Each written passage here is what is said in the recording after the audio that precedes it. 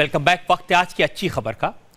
आज मैं आपको उस संस्था के बारे में बताना चाहता हूं जो 25 साल से उन बच्चों का ख्याल रखती है जो खुद अपना ख्याल नहीं रख पाते, जिनके साथ प्रकृति ने अन्याय किया है।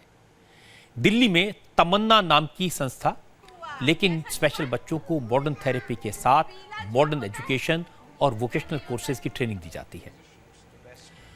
इंडिया टीवी के संवाददाता सौरव शुक्ल इस संस्था में गए। सौरव ने बताया कि जिन बच्चों को समाज में दया भाव से देखा जाता है, वो बच्चे इतनी अच्छी पेंटिंग करते हैं, ऐसे सामान बताते हैं, ऐसा डांस करते हैं कि देखकर लगता ही नहीं इन बच्चों में कहीं कोई कमी है। सौरव जब तमन्ना में पहुंचे तो उनकी मुलाकात शरद डैंग से हुई। शरद भी स्पेशल चाइल्ड थे। 2004 में इस संस्था में आए, यहीं उनकी पढ़ाई हुई। आज वो इसी संस्था में काम करते हैं।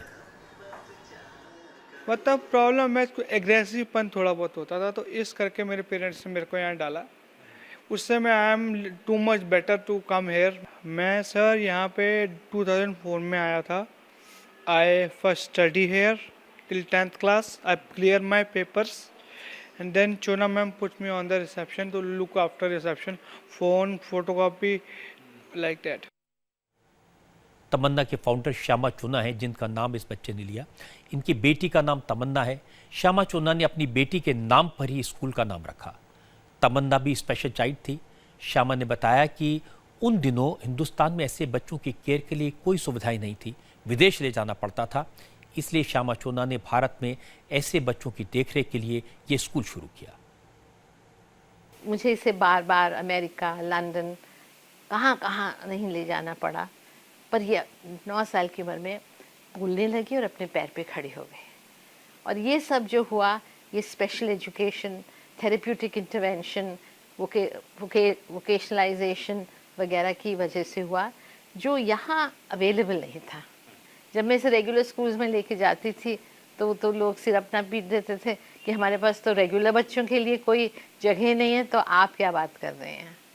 तो मेरी ज़िंदगी और तमन्ना स्कूल्स जो बने हमने, या सेंटर्स कह लीजिए, उसकी शुरुआत खुद तमन्ना ही है।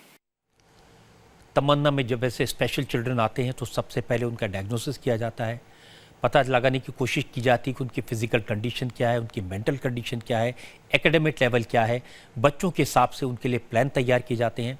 जिन बच्चों की हालत ज़्यादा ख़राब होती है उनके लिए इंडिविजुअल प्लान होता है कि उनकी समझ बढ़े और बाहर की दुनिया में वो एडजस्ट हो पाए।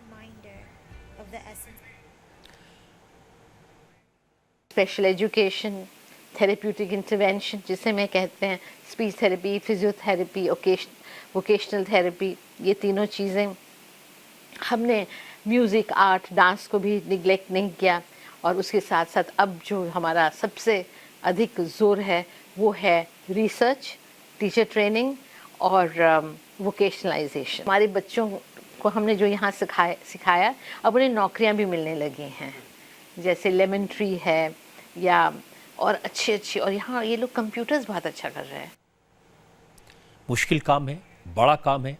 ऐसे बच्चों की ज़रूरत पूरा करने में खर्चा भी काफ़ी होता है। ये संस्था पेरेंट्स से फीस नहीं लेती। जो पेरेंट्स अफोर्ड कर सकते हैं उनसे बच्चों पर होने वाले सामान के खर्च के पैसे लिए जाते हैं। साल में एक बार ये संस्था फंड जुटाने के लिए फैशन शो ऑर्गेनाइज करती है। दिव्यांग बच्चों के लिए काम करना, उन्हें आत्मनिर्भर बनाना, उन्हें अच्छी ज़िंदगी देना बड़ा काम है, नेक काम है। और इसलिए श्यामा चोना की जितनी तारीफ की जाए कम है। ज़रूरत इस बात की है कि इस तरह के बच्चों के प्रति समाज अपना नज़रिया बदले, बच्चों को हौसला मिले, प्यार मिले, सहयोग मिले, तो ये बच्चे अपने पैरों पर खड़े हो सकते हैं।